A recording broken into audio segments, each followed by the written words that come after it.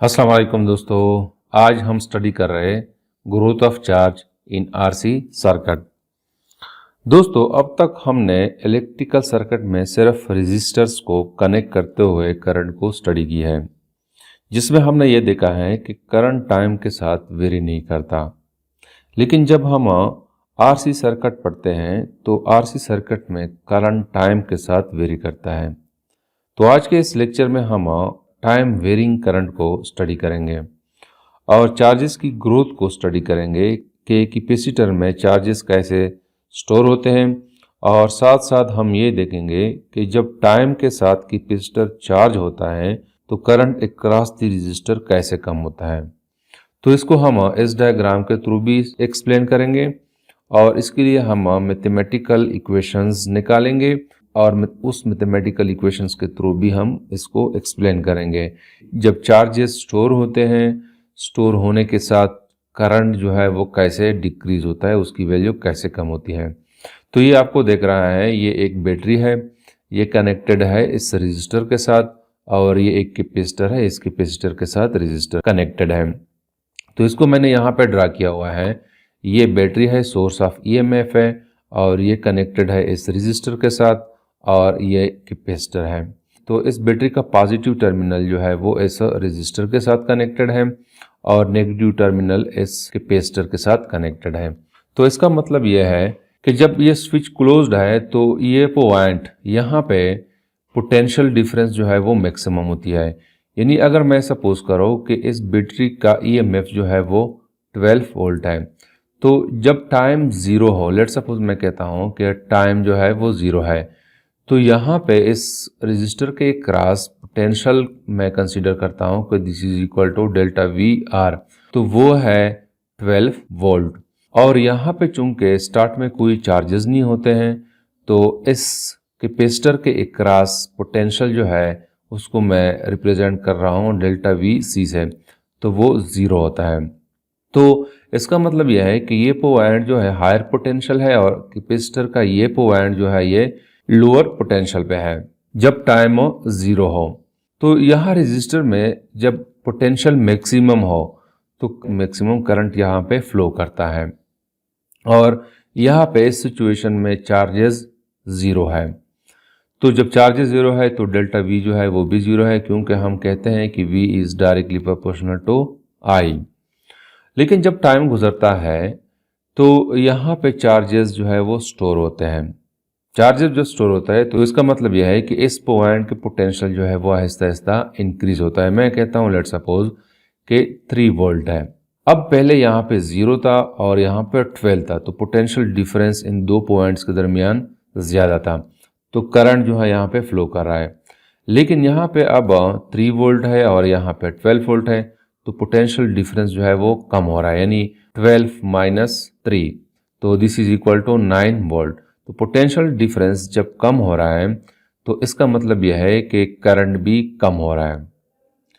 तो जैसे जैसे टाइम गुजरता है, टाइम गुजरने के साथ यहाँ पे चार्जेस इंक्रीज होते हैं, और चार्जेस इंक्रीज होने से यहाँ पे पोटेंशियल जो है वो भी इंक्रीज होता है। तो जब पोटेंशियल इंक्रीज होता है तो इस रजिस्टर के अक्रॉस पोटेंशियल डिफरेंस जो है वो भी डिक्रीज होता है। जब पोटेंशियल डिक्रीज होता है तो इसका मतलब है कि करंट भी डिक्रीज हो रहा है। तो इस तरह टाइम के साथ करंट वेरी करता है, और जब टाइम इनफाइनाइट हो तो पोटेंशियल डिफरेंस जो है वो इस रजिस्टर के क्रॉस ज़ीरो हो जाएगा।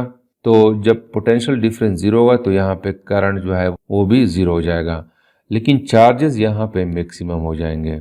अब हम इसके लिए मैथमेटिकल इक्वेशंस डिराइव करेंगे, और ये जो करंट है और चार्जेस का स्टोर होना और इसमें चेंजेस आना, इसको हम मैथमेटिकल इक्वेशंस के थ्रू एक्सप्लेन करेंगे। तो सबसे पहले मैं इसके लिए इक्वेशन निकाल लेता हूँ। तो इस इक्वेशन को निकालने के लिए मैं किरचॉफ लॉ यूज़ करता हूँ। तो किरचॉफ लॉ के मुताबिक अगर इस पॉइंट से मैं स्टार्ट ले लो तो EMF plus voltage across this plus voltage across this capacitor, it should be equal to 0। तो हमारे पास जो इक्वेशन बनेगी वो कुछ यूँ होगी कि EMF minus potential across the resistor minus potential across the capacitor should be equal to 0। देखो यहाँ पे EMF है, उसको मैं पॉजिटिव ले रहा हूँ, और जब मैं यहाँ पे आता हूँ तो ये पॉइंट जो है हायर पोटेंशियल पे है, तो हम हायर से लोअर की तरफ जा रहे हैं। तो जब हम लोअर की तरफ जा रहे हैं तो फिर हम पोटेंशियल को नेगेटिव ले रहे हैं, और यहाँ पे भी हम पॉजिटिव से नेगेटिव तरफ जा रहे हैं, तो पोटेंशियल को हम नेगेटिव कंसीडर करते हैं। तो we will get EMF minus potential across the resistor minus potential across the capacitor. तो यहाँ पे मैं लिखता हूँ कि EMF minus IR according to Ohm law V is equal to IR minus Q by C, this is equal to 0। देखो दोस्तों, हमें पता है कि Q is equal to C into V, तो V will be equal to Q divided by C, तो this potential is equal to Q by C। अब इसको मैं लिख सकता हूँ कि EMF माइनस करंट जो है this is equal to DQ divided by DT। तो मैं लिखता हूँ कि DQ divided by DT into R plus Q by C, this is equal to 0। अब मैं इस इक्वेशन को यूँ लिख सकता हूँ कि EMF is equal to DQ divided by DT R minus Q by C। अब मैं इस इक्वेशन को यूँ लिखता हूँ कि EMF into C is equal to DQ divided by DT RC plus Q। दोस्तों ये भी प्लस है, तो we will get this one. अब मैं क्या करता हूँ कि इस Q को मैं इस साइड पे ले आता हूँ, तो वी विल गेट EC यानी EMF minus Q is equal to DQ divided by DT into RC। अब मैं क्या करता हूँ कि इसी क्वेश्चन को यूँ लिखता हूँ कि इस DQ को यहाँ पे लिख लेता हूँ, तो we will get EC minus Q divided by DQ is equal to RC divided by DT। अब इसी क्वेश्चन को मैं यूँ लिखता हूँ कि DQ divided by EMF C minus Q is equal to 1 over RC into DT। तो हमारे पास ये इक्वेशन आ जाएगा। अब इस इक्वेशन में मैं क्या करता हूँ कि यहाँ पे भी माइनस में मल्टीप्लाई करता हूँ और यहाँ पे भी माइनस में मल्टीप्लाई करता हूँ और इसको इंटीग्रेट करता हूँ। तो इसको मैं यूँ लिखूँगा कि integration minus DQ divided by epsilon naught C minus Q is equal to minus 1 over RC integration DT। अब इसका इंटीग्रेशन बनता है natural log of EC minus Q, और यहाँ पे हमारे पास T आ जाएगा और सम कांस्टेंट आ जाएगा। तो इसको मैं लिख सकता हूँ कि natural log EMF C minus Q is equal to minus 1 over RC T plus some constant A। इसको मैं इक्वेशन A का नाम देता हूँ। अब मैंने क्या करना है कि यहाँ पे इक्वेशन A में इस A की वैल्यू फाइंड आउट करता हूँ। तो इसके लिए मैं इस इनिशियल कंडीशन अप्लाई करता हूँ। तो अकॉर्डिंग टू इनिशियल कंडीशन जब टाइम 0 है, t इज इक्वल टू 0, तो उस वक्त Q जो है चार्जेस ऑन द कैपेसिटर वो भी 0 होते हैं। तो इस इक्वेशन में मैं पुट करता हूँ वैल्यूज, तो we will get natural log EMF C minus 0 is equal to minus 1 over RC, T जो है वो 0 है प्लस A। तो ये टर्म जो है ये 0 के बराबर हो जाएगा और ये ऑलरेडी 0 के बराबर है। तो we will get natural log EMF C is equal to A। तो this is the value of A। तो इस वैल्यू को मैं इक्वेशन A में पुट करता हूँ। तो जब मैं A की वैल्यू इक्वेशन A में पुट करूँगा तो equation A will become equal to natural log EMF C minus Q is equal to minus 1 over RC T plus natural log EMF into C। We will get this one. अब इस term को मैं इस side पे ले आता हूँ, तो we will get natural log EMF C minus Q minus natural log of EMF C is equal to minus 1 over RC into T। We will get this one. अब ये जो लेफ्ट साइड है इसको मैं लिख सकता हूँ कि natural log of EMF C minus Q divided by EMF into C। So this will be equal to -1/RC into T। अब जब मैं इस नेचुरल लॉग को खत्म करूंगा तो this equation will become equal to EMF C minus Q divided by EMF C. This will be equal to e to the power minus t divided by RC. We will get this equation. अब इसको मैं लिख सकता हूँ कि EMF C minus Q is equal to EMF C e to the power minus t divided by RC. अब चूंकि मैं Q की वैल्यू फाइंड आउट करता हूँ तो इस इक्वेशन को मैं रीअरेंज करता हूँ तो Q will be equal to EMF C minus EMF C e to the power minus t divided by RC। तो we will get this equation. अब यहाँ पे इस इक्वेशन से मैं EMF एंड C को कॉमन कर लेता हूँ तो Q will be equal to EMF C into 1 minus e to the power minus t divided by RC। We will get this equation। तो ये जो है इक्वेशन हो गया चार्जेस के लिए जो कैपेसिटर में स्टोर होते हैं।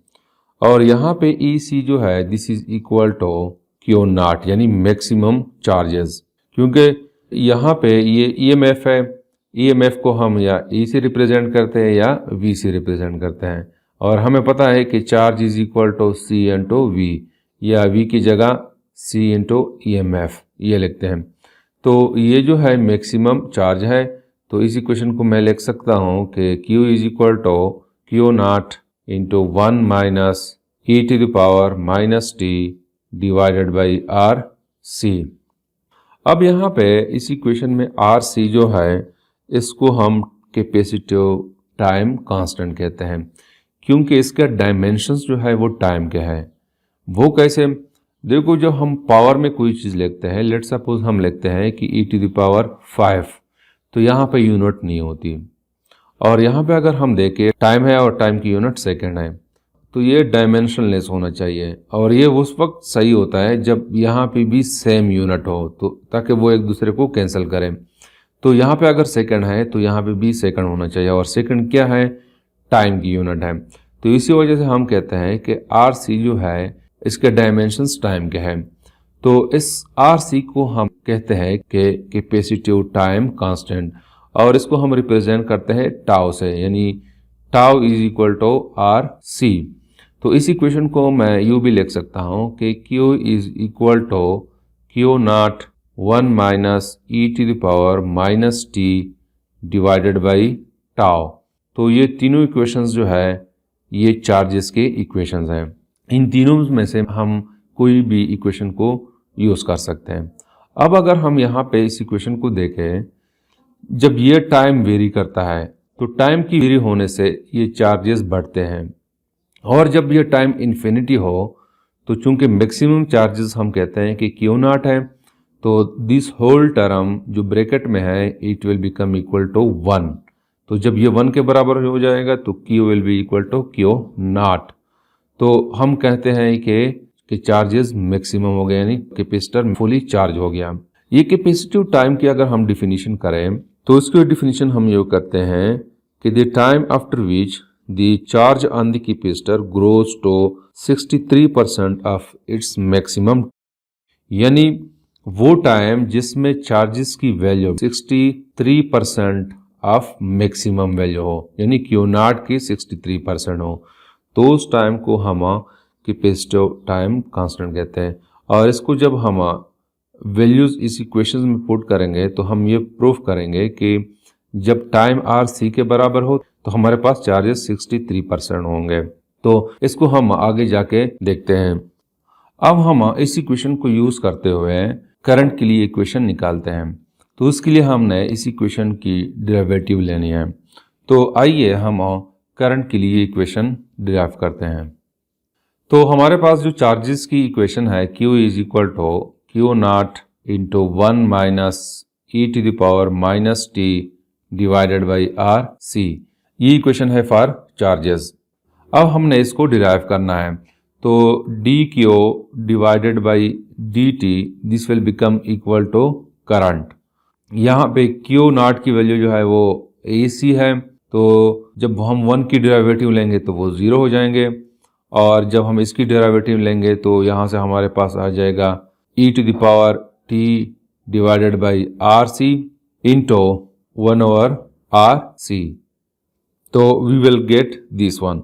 अब इसी क्वेश्चन को हम यो लिखते हैं कि current is equal to E M F C divided by R C into ये माइनस और ये माइनस, ये जब मल्टीप्लाई होंगे तो यहाँ से प्लस आ जाएगा, तो we will get e to the power minus t divided by R C. यहाँ पे ये सी और ये सी कैंसिल हो जाएंगे, तो I will be equal to E M F divided by R into e to the power minus t divided by R C. अब यहाँ पे E M F divide by R जो है ये करंट के बराबर है, यानी मैक्सिमम करंट, क्योंकि हमें पता है कि current is equal to V divided by R, या हम लिखते हैं कि E M F divided by R, तो ये मैक्सिमम करंट हो जाएगा। तो इसी क्वेश्चन को हम लिखते हैं कि I is equal to I naught into e to the power minus t divided by R C. तो ये इक्वेशन हो गया करंट के लिए, और ये इक्वेशन है चार्जेस के लिए।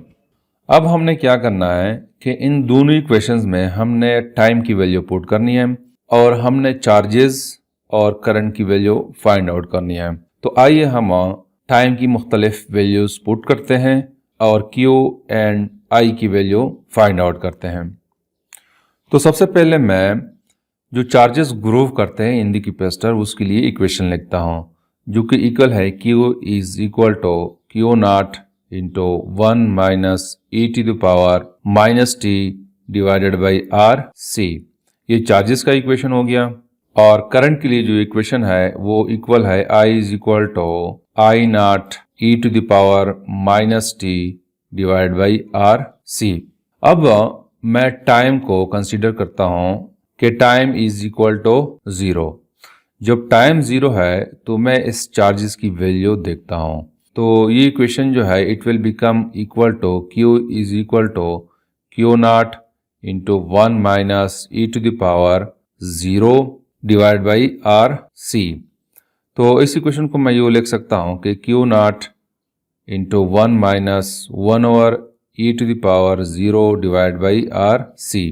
तो यहाँ पे 0 to the power R C जो है this will become equal to e to the power 0, और ई टू द पावर 0 जो है ये 1 के बराबर है, तो लिहाजा this term will become equal to 1।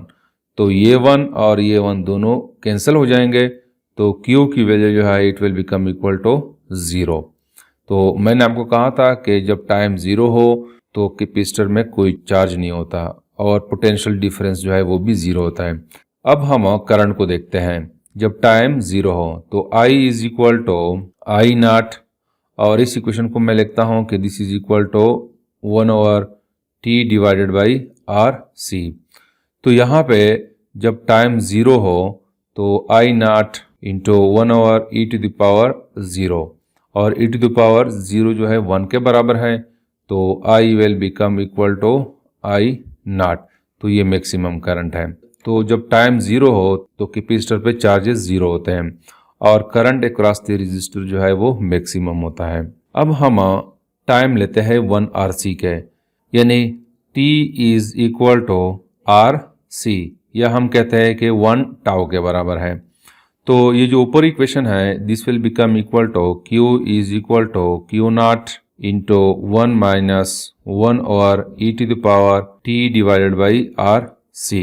इस इक्वेशन में मैं T की वैल्यू पुट करता हूँ, तो we will get Q naught into 1 minus 1 over T की वैल्यू जो है वो आर सी है, R C divided by R C. तो this will become equal to Q naught divided by 1 minus 1 over e to the power 1। तो E की value जो है वो 2.7 है, तो मैं लिखता हूँ कि this is equal to Q naught into 1 minus 1 divide by 2.7। तो यहाँ से हमारे पास Q की वैल्यू जो है this will be equal to 0.63 q naught. तो Q की वैल्यू जो है वो ये बन जाएगी, यानी जब टाइम 0 है तो उस वक्त ये चार्ज जो है वो 0 था, लेकिन टाइम गुजरने के साथ कैपेसिटर पे चार्जेस आ रहे हैं और इस टाइम को हम कैपेसिटिव टाइम कहते हैं। मैंने आपको कहा था कि RC जो है इसको हम कैपेसिटिव टाइम कांस्टेंट कहते हैं और वो टाइम जिसमें कैपेसिटर पे चार्जेस जो है वो 63% हो ऑफ टोटल चार्जेस के। अब हम क्या करते हैं कि इस टाइम में करंट की वैल्यू फाइंड आउट करते हैं। जब टाइम इक्वल हो RC के तो current will be equal to I naught into 1 e to the power RC divided by RC। तो this is equal to I naught divided by 1/e और 1/e की जो वैल्यू है दिस इज इक्वल टू 0.37। तो हमारे पास current की value जो है वो 0.37 I नॉट हो जाएगी। पहली मैक्सिमम थी और अब जो है थोड़ा कम हो रहा है। तो ये हमारे पास चार्जेस और करंट की वैल्यू हो जाएगी। अब हम टाइम को कंसीडर करते हैं कि time is equal to 2RC, T is equal to 2RC। तो इस वक्त हम चार्जेस की वैल्यू फाइंड आउट करते हैं। तो Q will be equal to Q naught into 1 minus 1/e to the power 2RC divided by RC। तो this is equal to Q naught 1 minus 1/e to the power 2। तो Q will be equal to Q naught, ये भी Q naught है, तो ये हो जाएगा 1 minus 1/2.7 to the power 2। तो इससे हमारे पास Q की वैल्यू जो है वो आ जाएगी 0.86 Q नॉट। तो जब टाइम गुजर रहा है तो आहिस्ता आहिस्ता Q की वैल्यू भी इंक्रीज होती है। अब हम इसी टाइम में करंट की वैल्यू फाइंड आउट करते हैं। तो I will be equal to I naught into 1/e to the power 2RC divided by RC। तो this will be equal to I naught into 1/e to the power 2। तो यहाँ से हमारे पास I की value जो है this will become equal to 0.13 I naught. तो आहिस्ता आहिस्ता ये वैल्यू इंक्रीज होती जाती है। पहले I नॉट थी, उसके बाद जो है 0.37 है, अब 0.13 है। तो इस तरह हम जब टाइम की वैल्यू 3RC करेंगे तो ये वैल्यू और भी बढ़ेगी और ये और भी कम होगी। जैसे कि आपको ये स्क्रीन पे नज़र आ रहा है, मैंने ये सारी वैल्यूज जो है फाइंड आउट किया है 6RC तक और फिर हमने टाइम इन्फिनिटी लिया है। जब टाइम 3RC है तो Q की वैल्यू जो है वो 0.94 Q नॉट है और करंट की वैल्यू जो है 0.04 I नॉट के बराबर है। जब टाइम 4RC है तो चार्जेस और भी इंक्रीज होते हैं, 0.9811 Q नॉट है और करंट और भी डिक्रीज होता है, 0.006 I नॉट के बराबर है। और जब टाइम 5RC है तो ये और भी इंक्रीज होता है, 0.983 Q नॉट और करंट की वैल्यू और भी डिक्रीज होती जाती है। तो इस तरह जब हम टाइम को इनफाइनाइट लेंगे तो charges will be equal to maximum यानी Q नॉट और यहाँ पे करंट 0 होगा। तो यहाँ पे अगर हम इस वैल्यूज को देखें, इस चार्जेस की वैल्यू, जब टाइम 0 है तो चार्जेस 0 है और जब टाइम 1RC है तो 0 से लेकर 63 तक चार्जेस आ जाते हैं, 0.63। तो इस 0 और 63 में काफ़ी डिफरेंस है। लेकिन जब 2RC हम लेते हैं तो फिर उसके बाद 0.63 और 0.86 के दरमियान जो डिफरेंस है वो कम हो जाता है, यानी इस टाइम में चार्जेस के कैपेसिटर में स्टोर होते हैं उसकी तादाद कम हो जाती है। उसके बाद जब टाइम 3RC होता है तो ये डिफरेंस और भी कम होता है, यानी 0.86 और 0.94 के दरमियान डिफरेंस और भी कम है। तो इसी तरह जब 4RC होता है तो 0.94 और 0.98 के दरमियान डिफरेंस और भी कम होता जाता है। सिमिलरली जब 5RC होता है तो इस वैल्यू और इस वैल्यू में बहुत कम डिफरेंस होता है। तो इसका मतलब यह है कि जैसे जैसे टाइम गुजरता है तो टाइम गुजरने के बाद the number of charges store in the capacitor decrease होते हैं, यानी शुरू में बहुत एकदम चार्जेस बहुत ज़्यादा कैपेसिटर में स्टोर होते हैं, लेकिन जैसे जैसे टाइम गुजरता है उस स्टोरेज ऑफ चार्जेस जो है आहिस्ता आहिस्ता कम होते जाते हैं। तो कैपेसिटर उस वक्त फुली चार्ज होगा जब टाइम इनफाइनाइट हो। तो टाइम इनफाइनाइट तो बहुत ज़्यादा टाइम है, तो इसका मतलब यह है कि हम कैपेसिटर को 100% चार्ज नहीं कर सकते, यानी हम उसको 99% चार्ज कर सकते हैं, और 99 से ऊपर जो है जब हम उसको चार्ज करेंगे तो बहुत ही उसके लिए ज़्यादा टाइम लगेगा। अब यहाँ पे मैं कैलकुलेट करता हूँ कि जब टाइम इनफाइनाइट हो तो कैसे चार्जेस मैक्सिमम होते हैं और करंट मिनिमम होता है, और फिर उसके बाद मैंने इन वैल्यू से ग्राफ ड्रा करना है। तो सबसे पहले मैं टाइम इनफाइनाइट लेता हूँ, चार्जेस और करंट को कैलकुलेट करता हूँ। तो Q will be equal to Q naught into 1 minus 1 over e to the power infinity divided by R C. तो ये टर्म जो है ये 0 के बराबर हो जाएगा, तो we will get Q naught 1 minus 0, so Q will be equal to Q naught. अब अगर करंट की वैल्यू मैं फाइंड आउट करना चाहूँ तो I will be equal to I naught 1 over e to the power infinity divide by R C. तो ये term जो है 0 के बराबर है, तो जब I नॉट के साथ मैं मल्टीप्लाई करूँगा तो this will become equal to 0।